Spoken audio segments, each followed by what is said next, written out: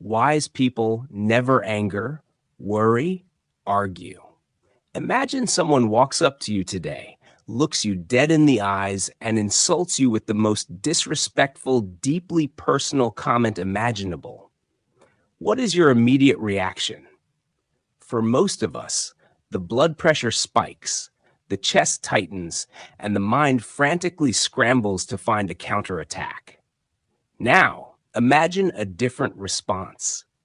Imagine you just look at them, feel absolutely nothing, smile faintly, and walk away. Imagine a massive, terrifying financial crisis hits the economy, and while everyone around you is panicking and losing sleep, you calmly sit down, assess your options, and go to bed with a quiet mind. Imagine sitting at a table where people are fiercely debating a controversial topic, aggressively trying to prove each other wrong, and you simply observe, totally comfortable in your silence, feeling zero need to prove your intelligence. What is this state of being? Is it apathy? Is it weakness? No, it is the exact opposite. It is the ultimate flex of human existence. It is the silent, terrifying, and unshakable power of the truly wise. There is an ancient Eastern philosophy that dictates the highest level of human mastery can be summarized in 3 simple rules. A wise person does not get angry, does not worry, and does not argue. In a modern world that profits off your outrage, feeds off your anxiety, and encourages endless digital combat, choosing not to participate in these 3 destructive behaviors is an act of absolute rebellion. It is the ultimate cheat code to a peaceful life. Today, we are going to dissect the psychology of the unbothered mind. We will explore why anger is a poison, why worry is a thief, and why the desperate need to argue is the loudest symptom of a fragile ego. We are going to learn how to build a fortress around your mind so that no person, no circumstance, and no future event can ever steal your peace again. The alchemy of anger. Why the wise do not react. Let us begin with the most violent of human emotions, anger. We have all been conditioned to believe that anger is a show of strength. We think that if someone wrongs us, we must retaliate with fury to establish boundaries and show dominance. But history and psychology tell a very different story. Anger is not a sign of power. It is the ultimate loss of control. When you lose your temper, you are essentially handing the remote control of your emotional state over to someone else. You are saying, "Here, my peace belongs to you. You have the power to make me act out of character." The Buddha famously said, "Holding on to anger is like drinking poison and expecting the other person to die." Think about the sheer physiological toll that rage takes on your body. Your cortisol levels shoot up, your rational brain shuts down, and you operate entirely from your primal reactive instincts. You say things you deeply regret, you destroy relationships that took years to build, and you damage your own heart, both metaphorically and literally. And for what? To defend your ego? The Stoic philosopher Marcus Aurelius, the most powerful man in the world during his time as Roman emperor, wrote in his private journal, "How much more grievous are the consequences of anger than the causes of it?" He understood that the punishment we inflict upon ourselves through anger is almost always worse than the original offense. If someone cuts you off in traffic, the event lasts 3 seconds. But if you spend the next 3 hours gripping the steering wheel in a rage, yelling, and ruining your own mood, who is the one actually causing you harm? The other driver? No. You are torturing yourself over a ghost. A wise person understands that anger is an evolutionary glitch. When someone attacks you verbally, a wise person does not see a threat. They see a projection. People operate from their own level of consciousness and their own unhealed wounds. When someone is rude, disrespectful, or cruel, it is a loud broadcast of their own internal misery. Why should you let their internal misery become your external reality? To master anger, you must master the strategic pause. The psychiatrist and Holocaust survivor Viktor Frankl profoundly noted, between stimulus and response, there is a space. In that space is our power to choose our response. In our response lies our growth and our freedom. The next time you feel the fire of anger rising, do not suppress it, but do not act on it. Find that space. Take one deep breath. In that single second of hesitation, your rational brain re-engages. You look at the situation and realize that reacting with rage will not solve the problem. It will only create a second problem. The wise person does not suppress anger. They transcend it. They look at the chaos, smile at the absurdity of it all, and choose peace. The thief of time. Why the wise do not worry. If anger is the inability to accept the past or present, worry is the inability to accept the future. We live in a society plagued by an epidemic of chronic anxiety.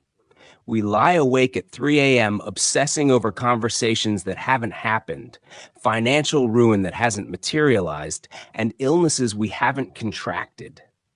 We believe that if we just worry enough, we can somehow control the outcome of the universe. But what is worry? Practically speaking, worry is like paying interest on a debt you may never actually owe. It is a rocking chair. It gives you something to do, but it gets you absolutely nowhere. The ancient Stoic philosopher Seneca diagnosed this human condition perfectly over 2,000 years ago when he wrote, "We suffer more often in imagination than in reality." Think back on your life. Think about the hundreds of terrifying scenarios your brain fabricated over the years. How many of them actually came true?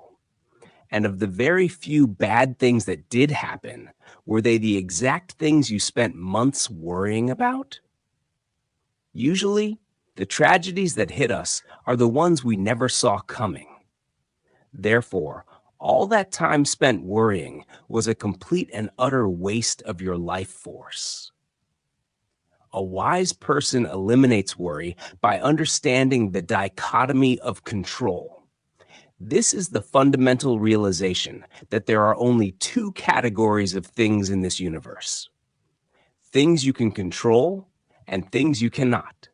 You can control your effort, your attitude, your words, and your actions today.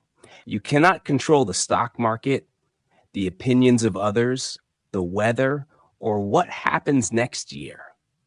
When you worry, you are desperately trying to grab onto things that are outside your circle of control. It is like trying to hold water in your bare hands. The tighter you squeeze, the faster it slips through your fingers, leaving you exhausted and empty. The silence of power. Why the wise do not argue. Now we arrive at the final and perhaps the most difficult pillar of the unbothered life: the refusal to argue. Human beings have a deeply rooted, almost pathological addiction to being right. We will spend hours in the comment sections of social media, typing furious paragraphs to complete strangers. We will engage in exhausting, heated debates at family gatherings, ruining holidays just to prove a point. We treat our opinions like extensions of our physical bodies. If someone attacks our opinion, we feel as though we are being physically attacked. But why do we argue? If you trace the desire to argue down to its absolute root, you will always find the ego. The ego is terrified of being wrong because it equates being wrong with being inferior. Arguing is simply the ego begging for validation. It is you saying, please agree with me so I can feel smart, so I can feel secure, so I can feel like my worldview is correct. A wise person has absolutely no need for this validation. They know who they are, they know what they know, and they are completely comfortable letting other people be entirely wrong. There is a brilliant, slightly humorous saying, never play chess with a pigeon. The pigeon will just knock over all the pieces, poop on the board, and strut around like it won anyway. This perfectly encapsulates the futility of most arguments. When you argue with someone who is committed to misunderstanding you, you are not engaging in a transfer of knowledge. You are engaging in a drain of energy. You are pouring your precious mental focus into a black hole. The wise person understands the profound power of silence. When someone confronts them with an ignorant, aggressive, or completely illogical statement, the wise person does not take the bait. They simply listen, nod, and say, that is an interesting perspective. And then they walk away. This drives the ego-driven person insane because they wanted a fight, and you gave them a mirror. Not arguing does not mean you are a coward, and it does not mean you lack convictions. It means you value your peace far more than you value the temporary, cheap thrill of winning a debate. It means you recognize that your time and energy are the most finite resources you possess, and you refuse to spend them trying to convince someone who has already made up their mind. If you want to experience a massive instant upgrade in your quality of life, try this experiment for the next 7 days. Let people be wrong. When your coworker says something inaccurate, let it go. When someone has a completely different political view, do not correct them. When a stranger on the internet posts something enraging, scroll past it. Notice how much time you get back. Notice how light your chest feels. Notice how your mind becomes clear, sharp, and undisturbed. You will realize that you never actually had to attend every argument you were invited to. The architecture of the unbothered life. So what happens when you combine these three principles? What happens when you strip away anger, eliminate worry, and abandon the need to argue? You become something truly formidable. You become a person who cannot be manipulated.